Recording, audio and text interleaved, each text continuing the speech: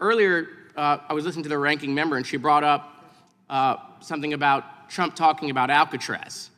And of course, look, this is just another distraction to divert attention away from the tariffs or rising prices or the struggle on Main Street.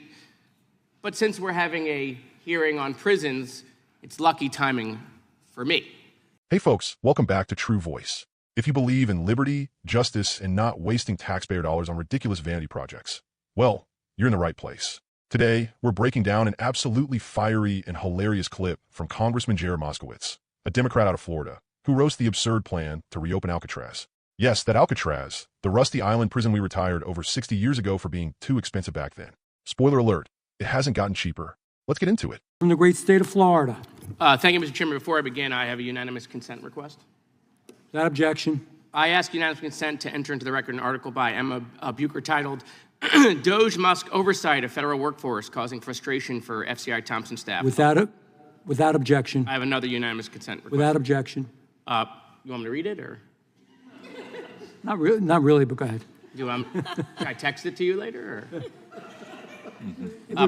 All right, so unanimous consent requests, obviously. I'll give them to you, Mr. Chairman. I'll skip that. All right, let's begin on my time. So thank you, Mr. Chairman. And, you know, I appreciate this hearing, and it's always a pleasure to go after Chairman Jordan.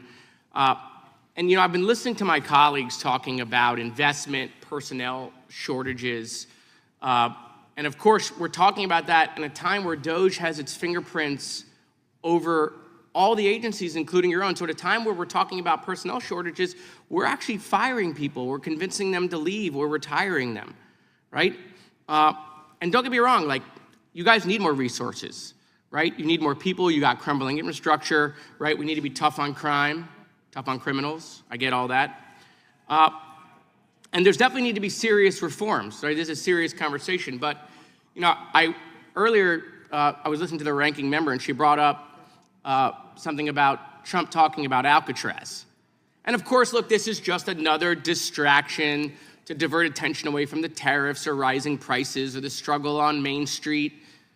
But since we're having a hearing on prisons, it's lucky timing for me.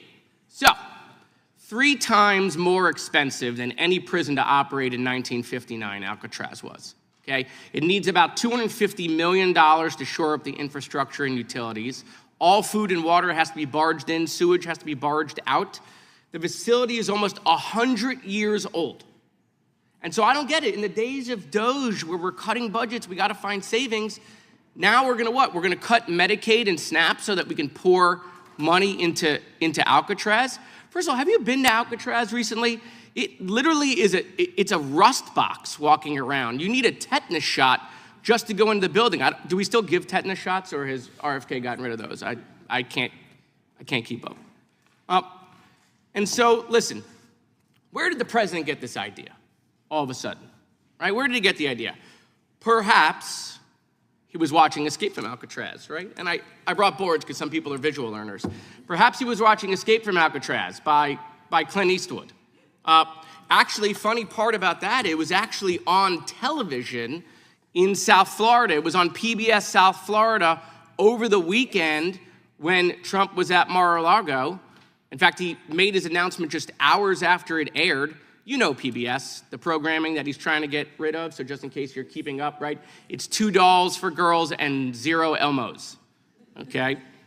But maybe I'm wrong. Maybe it wasn't that. Maybe he was watching The Rock with Sean Connery. You know this one. This is where Sean Connery goes back to Alcatraz because he originally escaped Alcatraz and he needed like an expert on chemical weapons. Maybe the president was just Netflixing and chilling, like watching The Rock, which is not to be confused with The Rock, right? That's a different person. And then the president's really excited about these sharks, right? He's talking about, the sharks, and the person escaped. He lost his clothing. So, you know, sharks, they don't have laser beams on. They don't have laser beams, but maybe the sharks are going to be there. So this is just all ridiculous. But then all of a sudden after that, we heard like, we're going to tariff the movies. Well, hold on a second.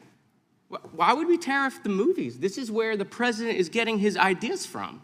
We can't tariff the policy idea making of the presidency. And look, I know what my colleagues are going to say. They're going to say, Jared, just let the president cook.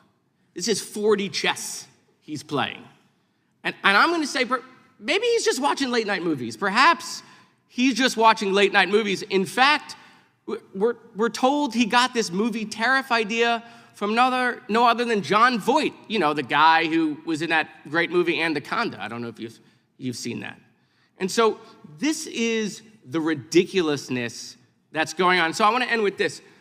Mr. Pearl, you run a faith-based organization, right? No? Oh, it's Mr. Wild, you run the faith-based organization. Sorry. You think it's a good idea to reopen Alcatraz? You think the faith-based community has been pounding the table to reopen Alcatraz?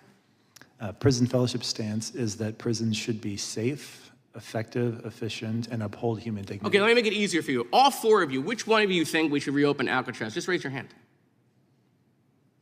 Okay, so for my colleagues who sometimes, you know, are a little slow, no one raised their hand, okay? Nobody, not a single witness. None of your witnesses here think we should reopen Alcatraz. And so, you know, we have real problems in the prison system. It does need reform. It does need money. We can work on that together. But the president puts out Alcatraz as a distraction. Thank you. The gentleman yields. I am going to yield to myself. I had prepared remarks, but before we get into them, so much has been said on the other side. I just want to address some of that. First of all, I want to say, Mr. Moskowitz, you really do have talent. You really do have potential as a full-time stand-up comic, for real. You're good. You're good. It's fun. It really is enjoyable. I think you got some of your own material, too, and you embellish a little. All right, first off, major props to Congressman Moskowitz for bringing the heat and the facts. We're dealing with a moment where agencies across the federal government are facing serious personnel shortages. And what's the response from the right?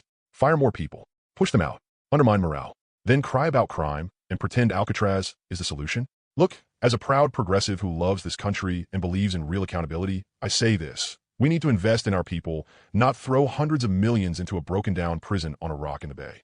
Moskowitz hits it dead on. Alcatraz is basically a rust bucket at this point. You need a tetanus shot just for walking in. The place is nearly 100 years old, and it costs 3 times as much as other prisons to operate. Food and water have to be shipped in. Sewage has to be shipped out. It's a logistical nightmare and an environmental disaster waiting to happen. So the question is, why on earth are we even talking about this? Here's the truth. It's a distraction, pure and simple. While working families are struggling with the cost of living, rent, healthcare, and wages that haven't kept up with inflation, the right wants to dangle a shiny object in front of us. Hey, look over here. We're going to bring back Alcatraz, as if locking people up in a crumbling offshore dungeon is some kind of serious policy solution. It's not. It's political theater, and it's dangerous. Now this part had me dying. Moskowitz goes in on how Trump might have gotten the idea from watching Escape from Alcatraz or The Rock. And look, if Trump is binge-watching Clint Eastwood and Sean Connery movies and mistaking them for policy briefings, then we've got bigger problems than just prison infrastructure. Seriously, are we basing national criminal justice policy on Hollywood action flicks now? And let's talk dollars and cents. They want to spend $250 million, and that's just for infrastructure repairs to reopen a decaying prison. Meanwhile, they talk about cutting Medicaid, cutting food assistance, cutting Social Security, and somehow this is supposed to be fiscally conservative. That's not conservative. That's reckless. That's cruel. As someone who believes in smart governance and responsible budgeting, I'm here to say, you don't fix a broken criminal justice system by reopening a relic from the past. You fix it by funding mental health services, by reducing recidivism, by addressing poverty and inequality at the root. And here's the kicker. Not a single witness on the panel thought reopening Alcatraz was a good idea. Not one. Even the folks from faith-based and reform-oriented organizations, people who work in criminal justice every day, they know this isn't the answer. You can't claim to support prison reform and then propose bringing back the symbol of outdated, inhumane incarceration. That's not reform. That's regression. Now, let me speak directly to my fellow Americans who care about this country. Loving America doesn't mean blindly following bad ideas. It means demanding better. It means holding power accountable, even when it's your side. Especially then. Moskowitz stood up in that chamber and spoke truth to power. He did it with humor, with facts, and with a very real understanding of what matters to the American people. He reminded us that we're not here to play pretend with movie fantasies. We're here to solve real problems.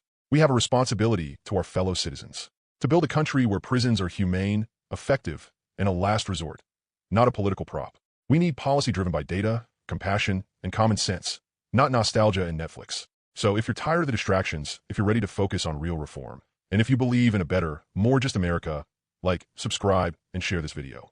And drop a comment below. What would you spend $250 million on instead of reopening Alcatraz? Thanks for watching, and as always, stay in.